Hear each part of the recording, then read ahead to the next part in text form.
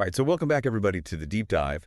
And today we are going to take a deep dive into something pretty consequential, Yeah. something that has really kind of reverberated through the years. And we're going to take a look at the meeting between Donald Trump and Volodymyr Zelensky in the Oval Office. Yeah.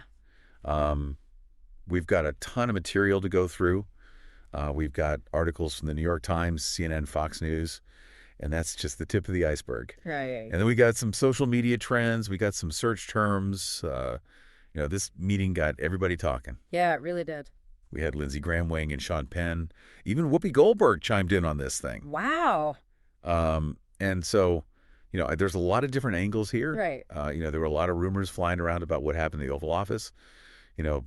Zelensky's attire became a big topic of conversation. I remember that. And there was even talk of a shouting match. So Yeah. we're going to try to unpack all of that today, figure out what really went down and why it matters. Yeah. And even all these years later. Absolutely. And I think it's important to remember this meeting didn't happen in a vacuum, right? Sure. Yeah. This was a really tense time in U.S.-Ukraine relations. Yeah. The conflict in eastern Ukraine was already underway, and Zelensky, this was his first visit to the White House as president of Ukraine. Yeah, he was looking for support. Exactly. He needed help against Russian aggression.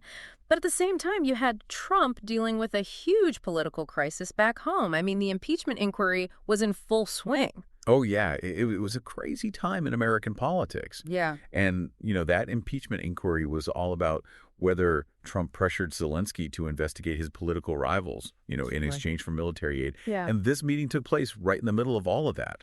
Yeah. So you can imagine the level of scrutiny the whole thing was under. Oh, absolutely. Every word, every gesture was analyzed and overanalyzed. It sounded like this meeting was a total minefield. I mean, how did the news outlets cover it? Were they all on the same page? Oh, not at all. The reactions were totally divided as the American public itself. I can imagine. You had some outlets, particularly those leaning right, like Fox News, they praised Trump's stance on Ukraine. Okay. They focused on his commitment to providing military aid and his tough talk towards Russia. I see. Painting him as a strong leader, standing up to Putin. Okay, but I imagine other news sources had a different take. Oh, absolutely. Outlets like CNN, they were highly critical. They emphasized the potential quid pro quo. Right.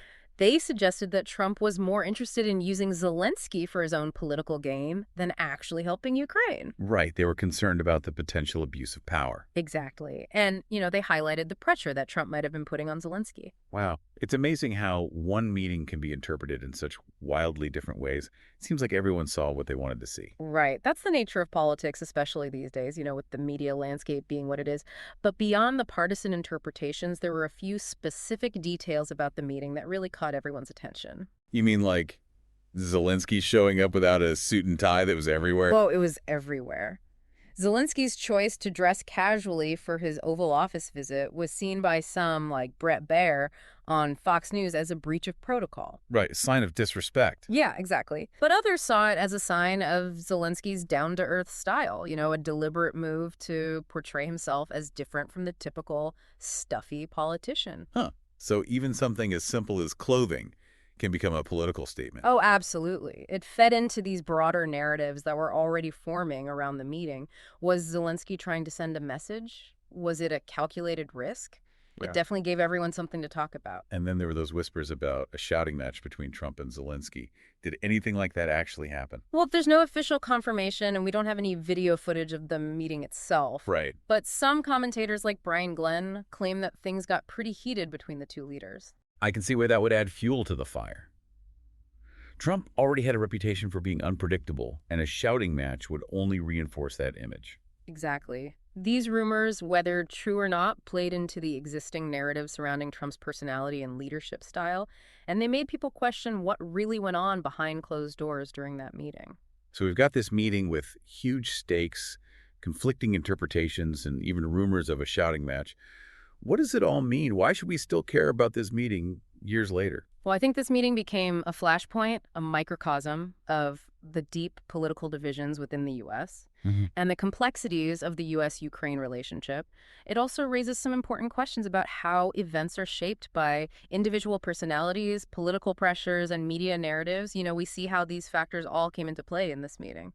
And when we consider what's happened since then, the escalation of the conflict in Ukraine, Mm. the ongoing tensions between the U.S. and Russia, it makes you wonder what role this meeting might have played in shaping the course of events. It's a question worth pondering. Could different choices, different words have led to a different outcome? It's impossible to say for sure, but it certainly makes you think, how much did this meeting contribute to the current situation in Ukraine? Yeah, it really makes you think about the butterfly effect and how even seemingly small events can have far-reaching consequences. Absolutely. And that's why it's so important to examine these moments in history, to try to understand the forces that shape our world. Absolutely. Well, that's all the time we have for today's deep dive, but it certainly gives us a lot to think about. It does. Thanks for joining us, and we'll see you next time. See you later. Bye. Oh. Today is your lucky day. Today is the day that our $3 website works for you, paying you directly to your PayPal daily. Imagine $3 ongoing continuous payments to your PayPal account. Imagine falling asleep and waking up to $300 in your PayPal account. How would this make you feel? How could this help you? What bills could you pay? What kind of fun could you have? What does that retirement look like now? All for a one-time payment of $3. This website is DFY done for you, fully built and completely hosted, and never stops collecting payments for you. You have spent $3 on coffee on a regular, but that coffee won't help you create multiple streams of income. Click the link below.